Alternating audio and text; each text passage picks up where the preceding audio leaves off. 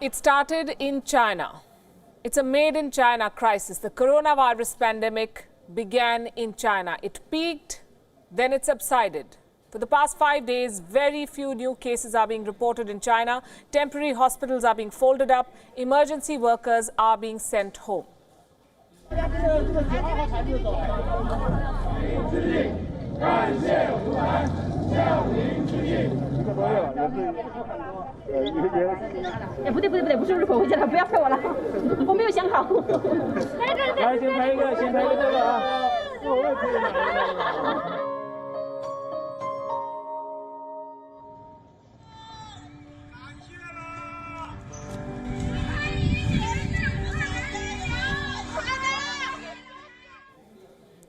So China is recovering, but the rest of the world is struggling. There are more than 200,000 cases worldwide now. The figure has doubled in 2 weeks. More than 8,000 people have died. More than 82,000 people have recovered. China had almost half of the global cases, more than 81,000, 3,200 deaths. Now China's numbers are falling. But elsewhere, the death toll is mounting, the disease is spreading, and China is to blame. This is a Chinese virus. Tonight, we'll give you 4 reasons why. 1. China ignored reports of the virus for weeks when it was first reported. 2. China targeted the whistleblowers. 3. China destroyed test samples of patients. And 4. China lied to the world about how serious the situation is. Had China been transparent about the coronavirus outbreak, the world would have had a head start in containing this epidemic.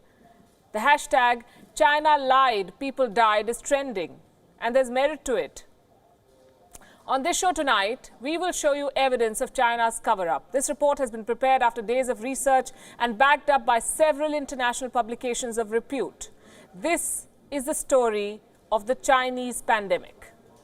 The first cases trickled into Wuhan's hospitals almost 3 months ago. This was in December 2019. According to some reports, the first case of coronavirus emerged way back in November. Patients complained of dry coughs, high fevers and breathlessness. When lung scans were carried out, they showed something different. This was not your usual pneumonia. The patients continued to get more sick and more people became infected. The virus was spreading. But authorities looked the other way.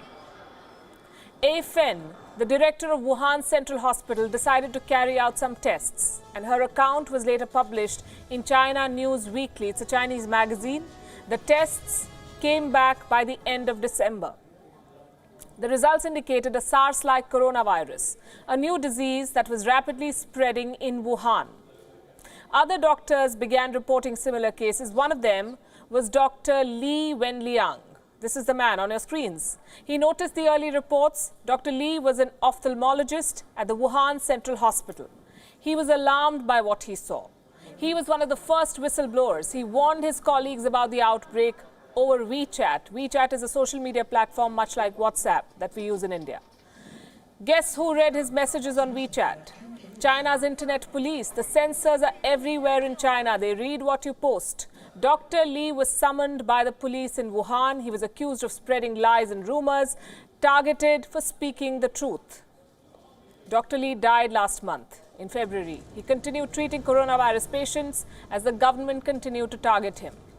By now, it was well established that there was a disease outbreak in Wuhan. There were several patients and authorities had collected several samples.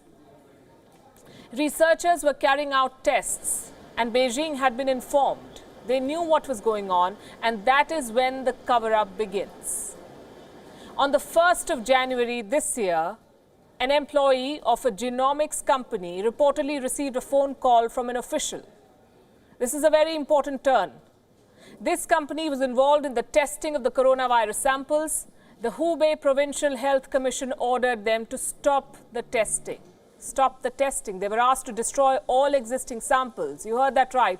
Destroy the samples, bury the proof of an outbreak.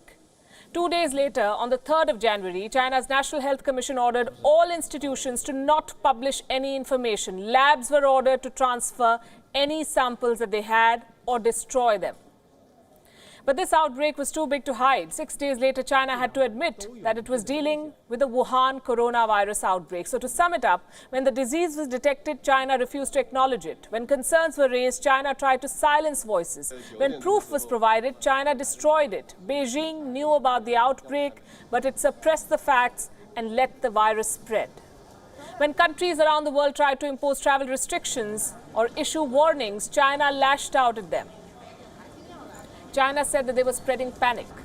When Chinese citizens faced scrutiny outside, China said that they were victims of racism. When the world demanded accountability, China said that the virus was an American import. For weeks, Chinese diplomats have been churning out propaganda. They're pushing conspiracy theories. They're trolling critics and blaming the US for this outbreak. The Wuhan coronavirus could have been stopped, but Beijing's cover-up unleashed a pandemic on the world.